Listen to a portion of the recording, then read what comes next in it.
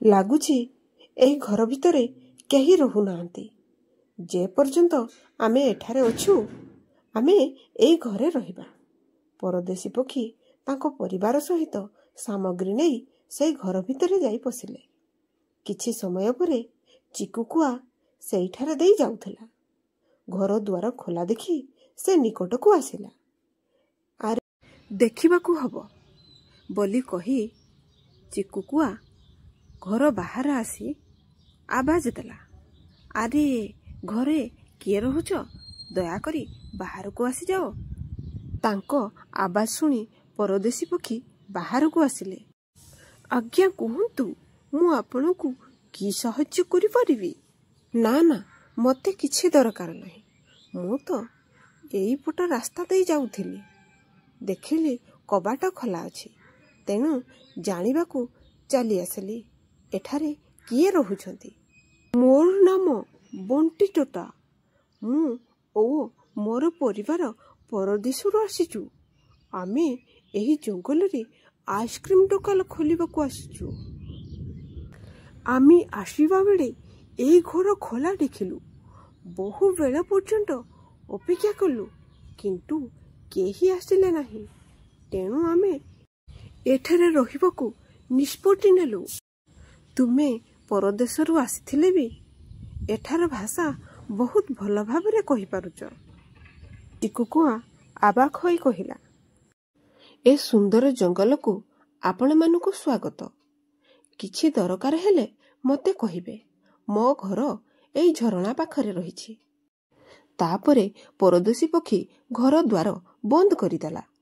ଶୁଣୁଛ, ଏଇଠାରେ ଥିବା ପକ୍ଷୀମାନେ ଅତି ଚାଲାକ। ଆମକୁ ସାବଧାନ ରହିବାକୁ ପଡ଼ିବ। ଚିକୁ ଏହି ଖବର ସମସ୍ତଙ୍କୁ ଦେଇଦେଲା। ସମସ୍ତେ ଏକଥା ଶୁଣି ବହୁତ ଖୁସି ହେଲେ। ଆଇସ୍କ୍ରିମ ଆଉ କିଛି ଦିନ ପରେ ତ ଏଠାରେ ଆମକୁ ଥଣ୍ଡା ଥଣ୍ଡା ଆଇସ୍କ୍ରିମ ମିଳିଯିବ। ତା ପରଦିନ ସକାଳେ ପରଦେଶୀ ପକ୍ଷୀ ତାଙ୍କ ଦୋକାନ ଲଗାଇଲେ। ଆଇସ୍କ୍ରିମ ନିଅ, ମିଠା ମିଠା ତାଜା ଆଇସ୍କ୍ରିମ ନିଅ। କିଛି ଦିନ ଏମିତି ଚାଲିଲା। ତାପରେ ଗୋଟିଏ ରାତିରେ, ଶୁଣୁଛ, ଆମେ ଏଠି 2-4 ଦିନ ହବ ବହୁତ ଭଲ ପଇସା ରୋଜଗାର କରୁଛେ। ଏଠିର ଲୋକମାନେ ବହୁତ ଭଲ। କାହିଁକି ଆମେ ଏଠିକା ଲୋକଙ୍କ ଜିନିଷ ନଷ୍ଟ କରିବା, ତାଙ୍କୁ ହଇରାଣ କରିବା? ତମେ ମୋତେ ଶିଖାଇବ କି କୋଉଟା ଠିକ୍ କୋଉଟା ଭୁଲ? ତମେ ଚୁପଚାପ ତମ କାମ କର, ନଚେତ୍ ଘରୁ ବାହାରି ଯାଅ। ବଣ୍ଟିର ସ୍ତ୍ରୀ ଆଉ କିଛି କହିପାରିଲା ନାହିଁ। ଦିନ ଦ୍ୱିପହର ହେଲା। ଗରମ ଅନୁଭୂତ ହେଲା। ଚିକିର ଛୁଆମାନେ କହିଲେ, ମା, ଆମେ କେତେବେଳେ ଆଇସ୍କ୍ରିମ ଖାଇବାକୁ ଯିବା? ତାପରେ ଚିକି ତା ଛୁଆମାନଙ୍କୁ ନେଇ ଆଇସ୍କ୍ରିମ ଦୋକାନକୁ ଗଲା। ମୋତେ ମ୍ୟାଙ୍ଗୋ ଫ୍ଲେଭର ଦିଅ, ମୋତେ ଚକୋଲେଟ୍ ଫ୍ଲେଭର ଦିଅନ୍ତୁ ନା ଅଙ୍କଲ। ଚିକି କହିଲା, ମୋତେ ପାଇନାପଲ ଦିଅନ୍ତୁ। ତାଙ୍କୁ ଆଇସ୍କ୍ରିମ ମିଳିଗଲା। ପରେ ସେମାନେ ଆଇସ୍କ୍ରିମ ଖାଇ ଘରକୁ ଫେରିଲେ। ଘରକୁ ଆସିବା ମାତ୍ରେ ତାଙ୍କୁ ନିଦ ଆସିଗଲା। କିଛି ସମୟ ପରେ ରାତି ହୋଇଯାଏ। ଚିକି ନିଦରୁ ଉଠିଯାଏ। ସେ ଏବଂ ତାର ସାଙ୍ଗମାନେ ତାଙ୍କ କଥାବାର୍ତ୍ତା ହେଉଥିବା ଜାଗାରେ ଏକାଠି ହୋଇଯାଆନ୍ତି। ମିଠି କହେ, ଆରେ ଚିକି, ତୋ ଦେହ କିଛି ଠିକ୍ ନାହିଁ ତ? ତୋ ଆଖି ଏମିତି ଫୁଲି ଯାଇଛି କ'ଣ ପାଇଁ? ମୋତେ କିଛି ଗଡ଼ବଡ଼ି ଲାଗୁଛି।